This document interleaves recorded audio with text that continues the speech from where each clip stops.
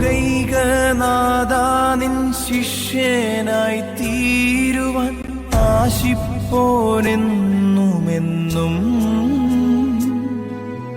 കുരിശു വഹിച്ചു നിൻ കാൽപ്പാടു പിഞ്ചെല്ലാൻ കൽപ്പിച്ച നായക. കാൽവരിയിലെ യേശുവിന്റെ പീഡാനുഭവ സ്മരണയിൽ വലിയ നോമ്പിന്റെ ചൈതന്യം ഉൾക്കൊണ്ട് കണ്ണൂർ രൂപതയിലെ വൈദികർ വലിയ നോമ്പിന്റെ ആദ്യ വെള്ളിയാഴ്ച കുരിശിന്റെ വഴി നടത്തി. രൂപതാധ്യക്ഷൻ ബിഷപ്പ് ഡോക്ടർ അലക്സ് വടക്കന്തല പിതാവിന്റെയും സഹായമെത്രാൻ ഡോക്ടർ ഡെന്നിസ് കുറുപ്പശ്ശേരി പിതാവിന്റെ നേതൃത്വത്തിലാണ് പയ്യന്നൂർ അമലോത്ഭവമാതാ ദേവാലയത്തിൽ നിന്നും ഏഴിമല ലൂർദ് മാതാ തീർത്ഥാടന ദേവാലയത്തിലേക്ക് കുരിശിന്റെ വഴി നടത്തിയത്. ഈസ്റ്ററിന് മുന്നോടിയായുള്ള നോമ്പാചരണത്തിലെ ആദ്യ വെള്ളിയാഴ്ച രാവിലെ 6:30 ആരംഭിച്ച കുരിശിന്റെ വഴിയിൽ അഭിമന്യ അലക്സ് പിതാവിനും ഡെന്നിസ് പിതാവിനുമൊപ്പം രൂപതയിലെ 30ഓളം വൈദികരാണ് മരക്കുരിശുകളുമേന്തി കുരിശിന്റെ വഴിയിൽ ധ്യാനനിരതരായി പങ്കെടുത്തത്.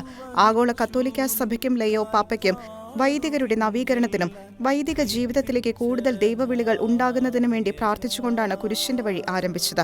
രാവിലെ 6:30 ആരംഭിച്ച കുരിശിന്റെ വഴിയിൽ യേശുവിന്റെ പീഡാസഹനങ്ങളെ അനുസ്മരിച്ചുകൊണ്ടുള്ള പ്രാർത്ഥനകളും ഗാനങ്ങളുമായി 9 മണിയോടെയാണ് ഏഴിമല ലൂർദ് മാതാ തീർത്ഥാടന ദേവാലയത്തിൽ സമാപിച്ചത്.